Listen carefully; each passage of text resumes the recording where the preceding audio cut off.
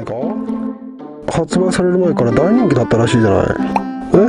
何？見た目に自信がある。あ、そう。まあそうだろうね。まあなかなかいいもんね。カワス性能は負けてない？まあ多分そうだろうけど、君がそれ言ったら怒られるやつじゃないかな。まあね、EX0 先輩もいることだし、言うことね、しっかり聞いて、しっかりやってくれたまえ。もう頼むよ。期待してるから。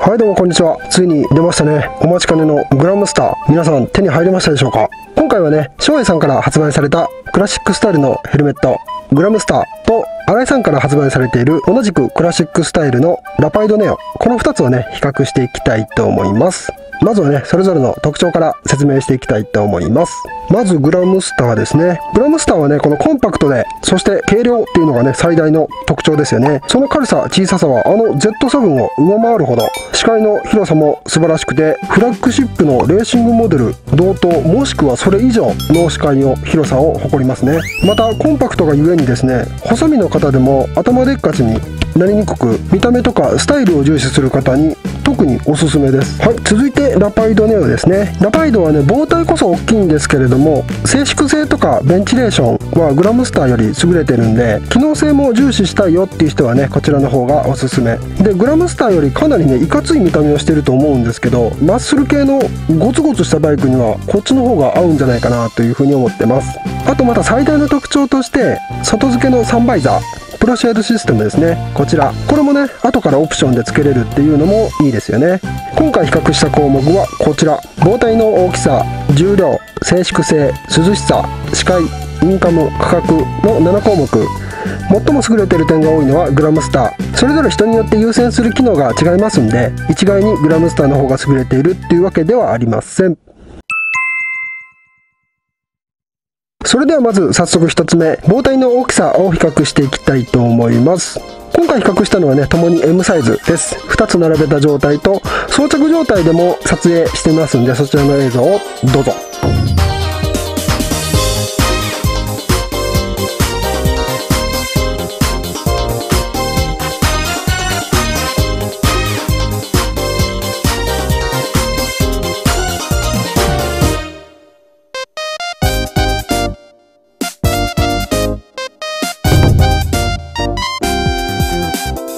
ちなみに私は身長172センチ、一般的な中肉中背体型ですね。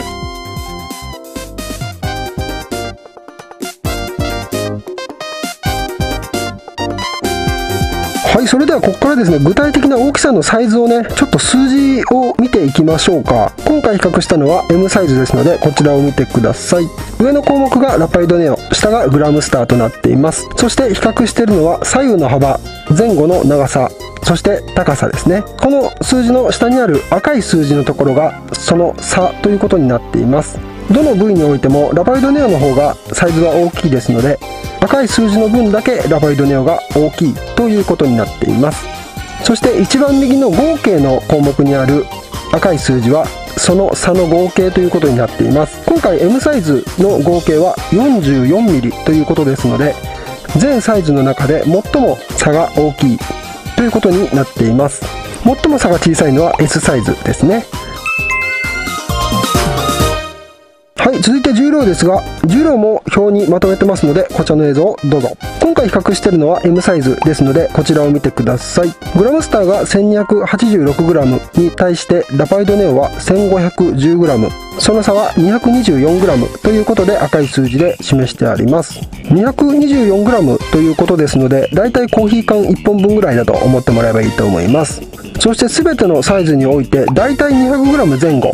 の差が出ているというのがわかると思います。そして参考までにですね、一番下に Z7 の重量も載せておきました。 Z7 と比較してもグラムスターが軽いというのはわかると思います。ちなみに括弧内の赤い数字はグラムスターの重量を1とした時の他のヘルメットの重量比となっております。例えばグラムスターの M サイズが括弧1となっておりますが、ラファイドネオの M サイズは 1.17 倍だということです。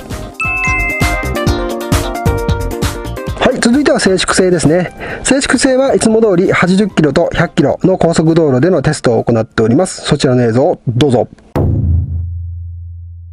はい、80キロで走行中です。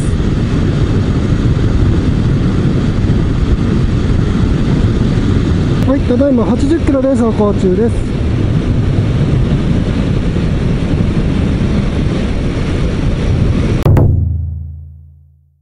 はい、ただいま100キロで走行中です。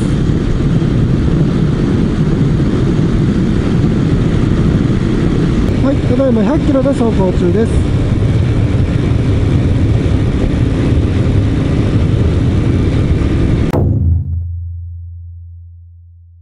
でグラムスターの静粛性についてはね、正直今こうやって喋ってるのを聞いてもらうと分かると思うんですけどね、かなりね音しますね。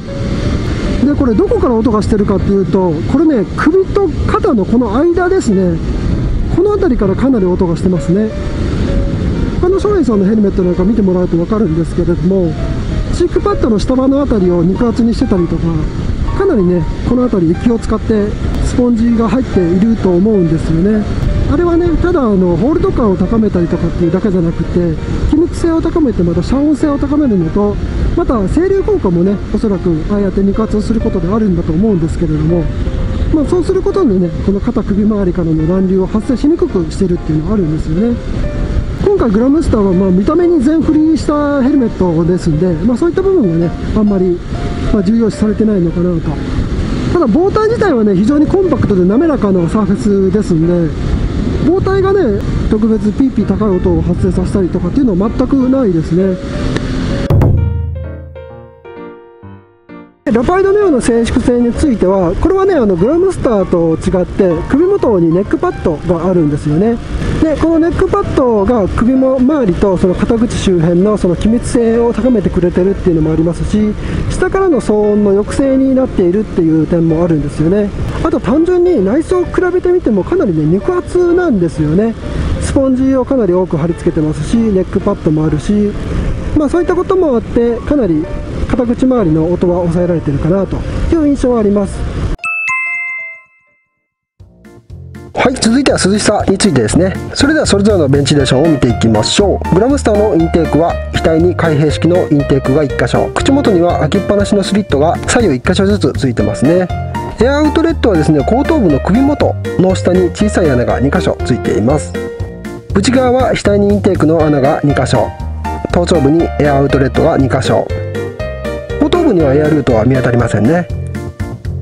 前頭部から頭頂部までのエアルートが他のモデルに比べてかなりね深く掘られているのがわかると思います。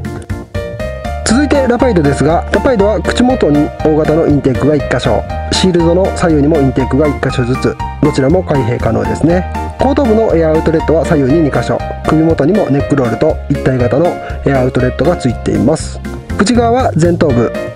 頭頂部、後頭部と3箇所直線上に穴が開いており、いずれも換気用の穴となってますね。新井さんのヘルメットはね、ボータイライナーにはエアルートなどは設けてありません。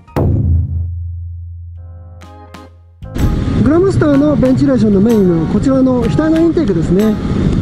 こちらを開閉すると内側のインテークの穴2箇所から風が入ってくるようになっています。この内装側がですね、額のインテーク部分を覆いかぶすような形になるんで、直接額に風が入ってくるっていうような感じではないですね。インテークのからの風はねかなり控えめだと思います。で汗かきの方はね夏場厳しいと思います。ただこういったヘルメットを選ばれる方って結構夏場はシールドを開けてサングラスで使用したりする方多いと思うんで、そういう方はね全然気にしなくていいんじゃないかなというふうに思ってます。あと口元のこのインテークですね、このスリット、このスリット分全部が全部穴開いてるわけじゃなくて、このスリットのね3分の1ぐらいね内側に穴が開いてるんですよね。風が入ってくるっていうよりはね、口元の周りの呼気をね抜いていく不圧の焼き目の方が大きいかもしれないですね。で続いてラパイドについてなんですけども、ラパイドもデザイン上風の取り込み口っていうのは非常に少ないんですけれども、グラムスターと比べるとね、断然ラパイドの方が涼しさはありますね。一番のねその貢献してるところはね、やっぱりここの口元、この部分のインテークから入ってくる風がね、かなりねガンガン風入ってきますよ。頭部に関してもここのシールドの上に2箇所あるこのブローシャッターがとっても仕事してまして、入ってきた風がこめかみに当たってで耳の後ろの方向に抜けていく感じなので、左右の側頭部を冷やしてくれる感じになってまして、でダイレクトに肌に風を感じるのでとってもね涼しいですよ。はい、続いて視界についてですね。視界の方はグラムスターの方が広くて、ラパイドの方がやや狭いかなという感じです。それではね、実際に視界の方を見ていただきましょう。こちら、まずはこちらグラムスターの視界なんですけれども、ヘルメットの中にカメラを突っ込んで撮影しておりますが、実際の見え方に近いように撮っております。実際の視界の広さはですね、フラッグシップモデルの X14 もしくはそれ以上の広い視界が確保されてますね。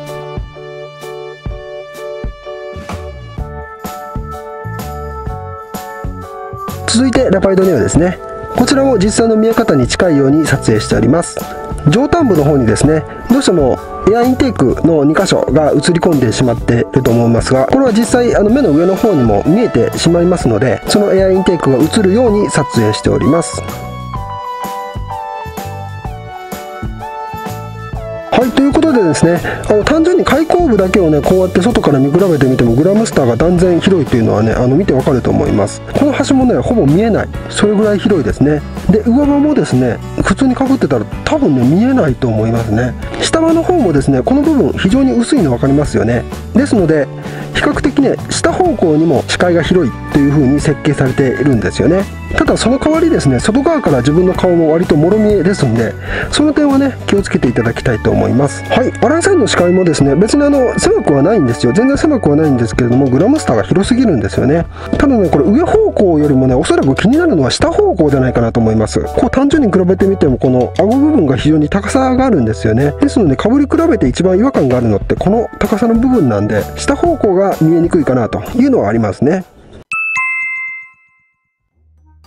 はい、続いてインカムの付けやすさですね。正直ねインカムはどちらも付けやすいとは言い難いんですけども、どちらかといえばねラパイドの方がまだ付けやすいかなという感じです。まずグラムスターですけれども、グラムスターはこちらもイヤースペースが一応あるにはあるんですけれども、スピーカーを埋め込むような穴っていうのは設けてありません。照英さんの他のヘルメットだとこういう穴が設けてあります。これは Z7 のスピーカーホールですね。スピーカーの取り付け自体はできるにはできるんですけども、がっつり穴が開いているわけじゃないので、スピーカー自体が耳を圧迫するっていう可能性はありますね。またここが一番大きな差なんですけども、インカムの本体の取り付けについてはクリップがおそらく取り付けできません。棒体と内装の間に隙間がないのでクリップが入らないんですよね。無理やり入れてしまえば入るのかもしれないんですけど、おそらくねここ入れちゃいけないと思うんですよ。ですのでインカム本体はねマジックテープで取り付けることになると思います。であとこれはねちょっと個人差あるかもしれないんですけど、グラムスターの口元空間ってちょっとね狭いです。人によってはマイクを設置すると口元に当たるかなっていう人もいると思います。私は結構当たりましたね。続いてラパイドの方なんですけども、ラパイドはチークパッドのイヤーホールの部分、この部分にスポンジを剥がしてスピーカーを入れることができるようになってますね。ただこちらもスピーカー用にくぼみがあるっていうわけではないので、スピーカー自体が耳を圧迫する可能性はこちらも同様にありますね。インカム本体の取り付けについてはクリップ方式でもいけますし、もちろんマジックテープのシールでもいけますね。ただクリップ取り付け方式だとインカム本体が棒体から浮いてしまいますのでね、その点は注意が必要かと思います。はい、続いて価格です。グラムスターは税別の43,000円から51,000円。単色が4色。グラフィックはまだ発売されてないんですけども、11月に3種類発売予定ですね。ラパイドネオは税別46,000円から54,000円。単色は4色。グラフィックは10種類です。グラムスターと比べると3,000円程度高くなってますね。はい、それでは最後にもう一度特徴のおさらいですね。グラムスターはコンパクトで軽量っていうのが最大の強みですね。その軽さはZ7 を上回るほどですね。視界の広さも素晴らしくて、スタイルを重視する方には特にこちらがおすすめですね。はい、続いてラパイドですね。静粛性やベンチレーションはこちらの方が上ですね。また後付けのサンバイザーを付けれるっていうのも嬉しいですよね。膨体こそ大きいものの、ゴツゴツしたマッスル系バイクにはこちらのデザインの方が合うんじゃないでしょうか。それではもう一度性能比較表を見ていただきましょう。こちら今回比較した項目について、結果的にグラムスターが優位な点が多かったんですけども、人によっては何を優先するかっていうのは全然違いますんで、誰にとってもね一概にグラムスターが優れていますよと、そういうわけではありませんのでご注意ください。最終的にはね、どっちがかっこいいか、どっちが好きか、またどっちが自分のバイクに合うかっていうので選んでもらうのが一番じゃないかなというふうに思ってます。今回はね、新井さんと翔平さんだけのこの2つの比較だったんですけれども、ぜひねこのジャンル OGK さんもコスパ最強のクラシックヘルメットを出してほしいですよね。はい、ということでね、本日はここまでなんですけれども、今回ね静粛性と涼しさのところバイクに乗りながら喋ってみたんですけれども、どうだったでしょうか。特にあれで問題ないよということであればね、また今後ねバイクに乗りながら喋るシーンも増やしていこうかなと思ってます。ということで今日はここまでです。ご視聴ありがとうございました。